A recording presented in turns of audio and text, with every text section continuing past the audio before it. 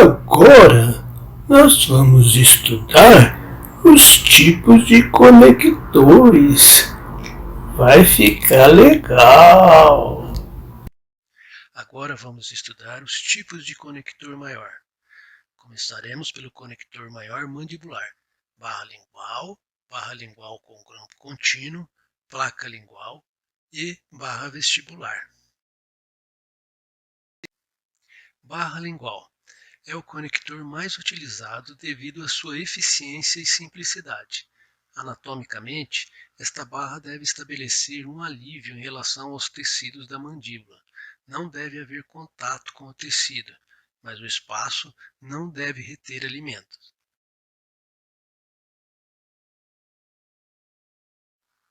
A barra lingual é contraindicada em situações clínicas onde se encontra assoalho bucal raso. Nesta situação, a largura necessária para conseguir rigidez pode interferir com a área de ação muscular, causando úlceras e grande desconforto. A opção para esta situação clínica é a placa lingual, pois podemos aumentar a largura em direção aos dentes, estabelecendo uma distância segura do assoalho bucal. Lembra como nós ensinamos na aula anterior? Para moldar cada inferior, tem que pôr a língua para fora. Senão, não vai dar certo, o assoalho não levanta.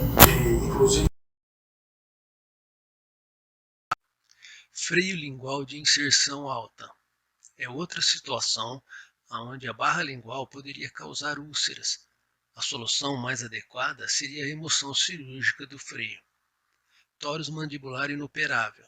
Acompanhando o mesmo raciocínio, encontramos pouco espaço para a colocação da barra lingual. A opção cirúrgica também deve ser considerada. Placa lingual é uma modificação com a intenção de aumentar a rigidez do conector maior. Isto é necessário devido à fragilidade dos dentes remanescentes, principalmente os dentes que serão utilizados como pilar de sustentação da PPR. Deve ser utilizado somente quando necessário, pois devido à maior extensão ocupada por este conector, ele é bastante desconfortável para o paciente. A placa lingual é indicada em substituição à barra lingual nos mesmos casos onde ela é contraindicada para esse conector. Tórax inoperável, freio lingual de inserção alta, assoalho bucal raso e dentes com prognóstico desfavorável. A vantagem desse tipo de conector é sua estabilidade, mas apresenta algumas desvantagens, tais como cobertura de dentes e gengiva. Esta situação pode causar dificuldade de higienização para o paciente, principalmente os mais idosos. Outra situação desfavorável é o aumento da área de retenção de alimentos, o que pode causar bastante desconforto.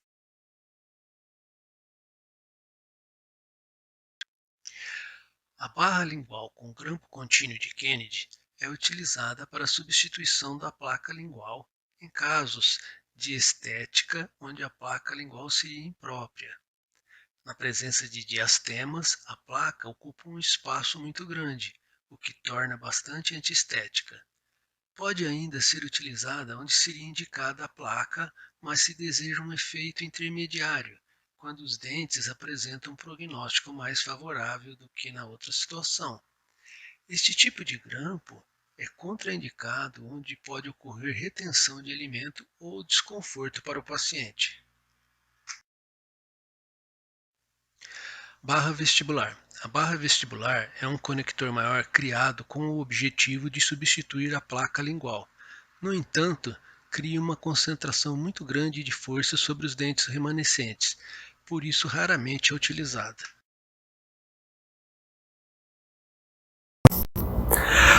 A maxila é mais ampla que a mandíbula, então pode colocar um conector maior, mais amplo, mas não pode exagerar, senão fica muito desconfortável. Conector maior maxilar. Este tipo de conector apresenta diferenças significativas em relação ao conector mandibular. A fibromucosa de revestimento do rebordo apresenta uma constituição mais favorável a absorver o esforço transmitido por este conector. A região permite que o conector ocupe uma área maior. No entanto, devemos tomar alguns cuidados com a relação ao contato do conector maior e a função de suporte que este conector deve exercer. Quanto maior a flexibilidade do conector, maior será a força transmitida para a fibromucosa. Conector maior maxilar. Ao mesmo tempo, quanto maior a espessura e largura do conector maior é o desconforto do paciente. Por segurança, devemos construir o conector a uma distância da gengiva marginal dos dentes pilares de 6 a 7 mm. A largura do conector pode interferir com a língua e a mobilidade da língua. Devemos lembrar que utilizamos o contato da língua com o palato e os dentes para formar algumas palavras. A presença do conector nesta região pode exigir uma fase de adaptação para o paciente. Devemos construir um conector com espessura e largura, consciente de que deve ocupar um espaço somente o necessário, sem interferir com o conforto do paciente. Vamos estudar os tipos de conector maior. Barra palatina simples. Este conector é indicado em casos de classe 3 e espaço protético reduzido. Classe 3 com modificação posterior, presença de fissura palatina e casos de classe 3 com modificação anterior.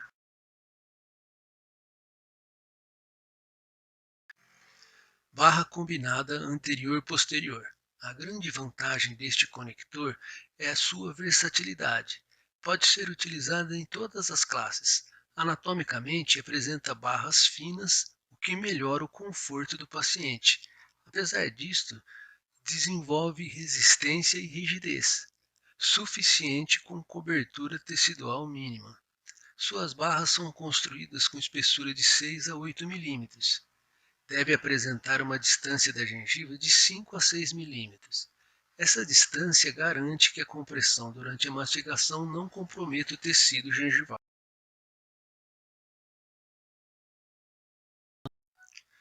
Barra palatina em forma de U.